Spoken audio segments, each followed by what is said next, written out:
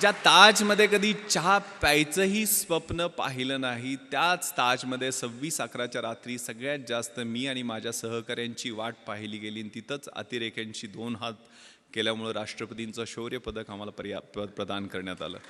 मी मी हे माझं कौतुक करण्यासाठी सांगत नाही आहे. एक फाटक्या चड्डीतनं सुरुवात शाळेत केलेली ती कुठंपर्यंत कशा पद्धतीनं ते मला सैराटमध्ये असं लपून चालायला लागायचं लहानपणी, आठवतंय मला. तर ती परिस्थिती कशी बदलू शकते त्यासाठी मनगटात किलिंग इन्स्टिंक्ट, लाथ मारीन तिथं पाणी काढीन ही जिद्द, हे तुमचं वय आहे.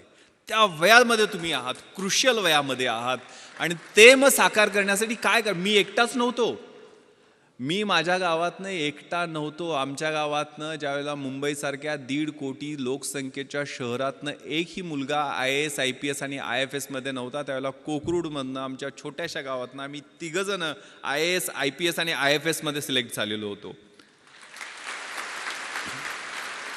आनंद पाटील जो आता जॉईंट सेक्रेटरी आहे गव्हर्नमेंट ऑफ इंडियामध्ये, विलासराव देशमुख साहेबांकडे तो जवळजवळ 5 वर्ष PS म्हणून दिल्लीला त्यानं काम पाहिलेलं आहे. तामिळनाडू काडरमध्ये त्याची नेमणूक झाली, तो IASमध्ये सिलेक्ट झाला.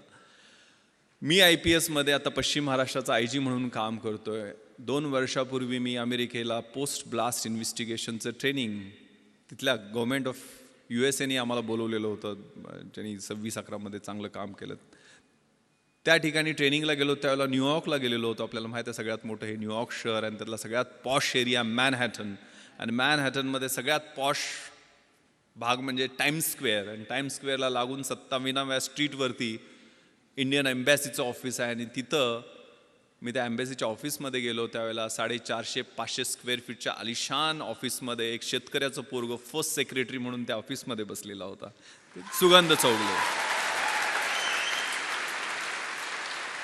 सुगंध चौगले नाव घ्यायला अवघड पडतो म्हणून तो S राजाराम झालेला आहे, त्यामुळं खेड्यातला हा सुगंध. त्याच्यासाठी काय केलं होतं, दुसरं तिसरं काही केलं नाही. एकच नाव समोर ठेवलं आणि एकच मंत्र म्हणत होतो, शिवाजी शिवाजी आणि शिवाजी.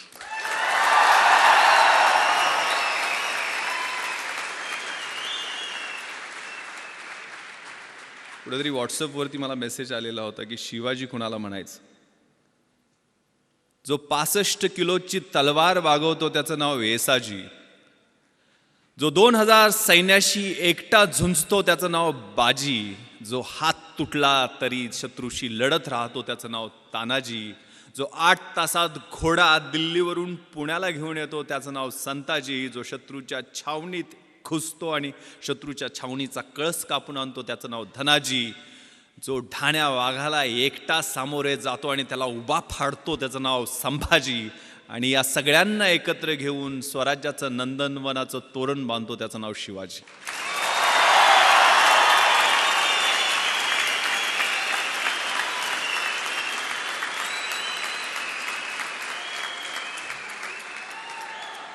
सोळाव्या वर्षी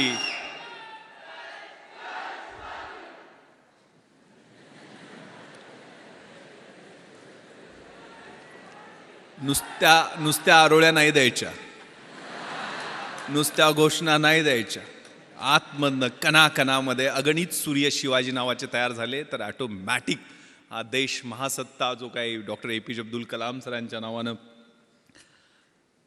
राजवर्धननी काहीतरी एक स्पर्धा परीक्षा केंद्र बनवण्याचं ठरवलेलं आहे. त्यांच्या प्रॉपर्टीची list doctor APJ Abdul Kalam सरांच्या वाचत होतो मी.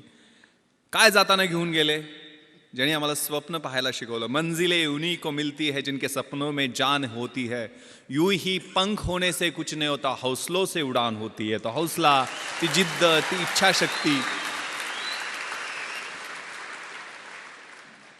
त्या कलाम सरांच्या प्रॉपर्टीच्या लिस्टमध्ये होतं. त्यांच्याकडे काय होतं, 3 ट्राउझर्स, 6 शर्ट, 2 सूट, म्हणजे सूट कोट घालायचे, 2500 पुस्तकं, एक फ्लॅट होता, तो पण त्यांनी सायंटिस्टच्या ज्या कम्युनिटी आहेत त्यांना डोनेट केलेला होता.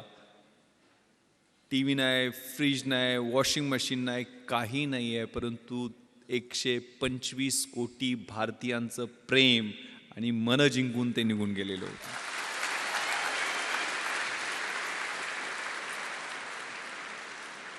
त्यामुळे हा मंत्र शिवाजी शिवाजी शिवाजी का मी सांगतोय, कारण त्यांनी प्लॅन जो केला. What is planning? सगळं मॅनेजमेंट, सगळं काही शिकायचं असेल तर छत्रपती शिवरायांच्या चरित्रातनं शिकायला पाहिजे. What is planning? Deciding in advance what to do, when to do, how to do, who is suppose to do it.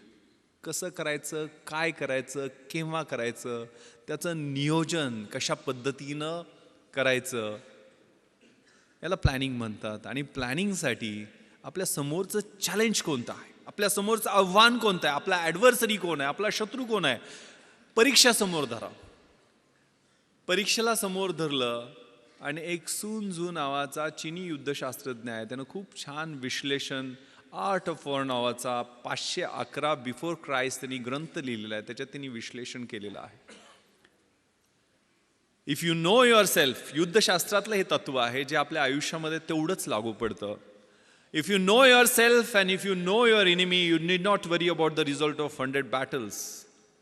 तुम्हाला स्वतःबद्दल पूर्ण माहिती असेल आणि शत्रूबद्दल पूर्ण माहिती असेल तर 100च्या 100 युद्धामध्ये तुमचा विजय निश्चित आहे. पण माहिती कशा पद्धतीनं, कशा पद्धतीचं विश्लेषण, स्वॉट प्रिन्सिपल आपण वाचलेलं असतं. Strength, weaknesses, opportunities and threats.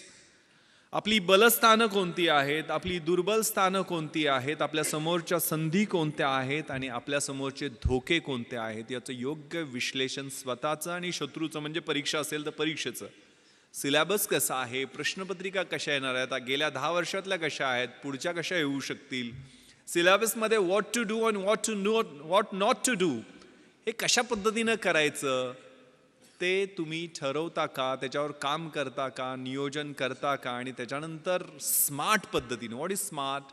Specific, measurable, attainable, realistic and time bound. स्मार्टचं फुल फॉर्म आहे. तशा पद्धतीनं तुम्ही अभ्यासाचं नियोजन करता का, आणि मग तो स्मार्ट अभ्यास असेल तर तुम्हाला यश मिळण्याचं गुणोत्तर अधिक चांगलं होत जातं. If you know yourself and if you do not know about your enemy, after every victory gain you will suffer a defeat. जर तुम्हाला स्वतःबद्दल माहिती असेल पूर्णपणे, मात्र शत्रूबद्दल माहिती नसेल तर एका विजयानंतर तुम्हाला एक पराभव पचवावाच लागेल. जर तुम्हाला स्वतःबद्दलही माहिती नसेल आणि शत्रूबद्दलही माहिती नसेल तर you will suffer a defeat in every other battle. जर स्वतःबद्दल पण माहिती नसेल आणि शत्रूबद्दल माहिती नसेल तर आपल्याला मार खायला लागणार हे निश्चित आहे. त्यामुळे हे विश्लेषण आपल्यातल्या पॉझिटिव्ह, निगेटिव्ह, डिस्ट्रक्टिव्ह सगळ्या गोष्टींचं विश्लेषण व्यवस्थित करून आपल्याला मार्गक्रमण करायचं. And this time is very very important. More you sweat during peace, less you bleed during war. हे युद्धशास्त्रातलं दुसरं महत्त्वाचं तत्व आहे की शांततेच्या काळात जास्त घाम काढला तर युद्धाच्या काळामध्ये कमी रक्त सांडावं लागतं. तुमच्या हा कॉलेजचा काळ आहे, तो रचनात्मक काळ आहे. तुम्हाला कुणीही अडवलेलं नाही अभ्यास करायला, आणि अभ्यास करून कुणाच्या अंगाला भोकं पडलेत किंवा कोण मेलाय असं मी काय ऐकलेलं नाही आहे. त्यामुळे आई वडील आपले खूप खस्ता खाऊन आपल्याला इकडं अभ्यासासाठी पाठवतात. कारण माझ्या वडिलांनी अर्धा एकर शेती विकलेली होती, मला सांगितलं पण नाही. कधी त्यांनी मला एक पोस्टकार्ड लिहायचे, पोस्टकार्डवर त्यांची सही मोडीतली सही आहे. जुने पैलवान होते ते, 4थी शिकलेले. आईचं शिक्षण तर झालेलं नाही आहे, पण लिहिता वाचता तिनं नंतर शिकली थोडंफार वाचायला. पण वडील मी दिल्लीला ज्यावेळेला UPSCची तयारी करायला इंटरव्ह्यूच्या वेळेला होतो, मुंबईमध्ये असायचो, त्यावेळेला पोस्टकार्ड लिहायचे. त्यांनी कधी टेन्शन देणाऱ्या गोष्टी लिहिल्या नाहीत, पण व्यवस्थित चाललंय आमचं, आमची काय काळजी करू नको, तुला पैसे किती पाहिजेत, कसे पाठवून देऊ, जेवायला व्यवस्थित मिळतं का, वगैरे वगैरे विचारपूस करून शेवटी मात्र न चुकता एक ओळ ते लिहायचे. मला गावाकडे प्रेमानं भावड्या म्हणतात. भावड्या, माझे डोळे मिटायच्या आधी तुला लाल दिव्याच्या गाडीतनं आलेलं मला पाहायचं आहे.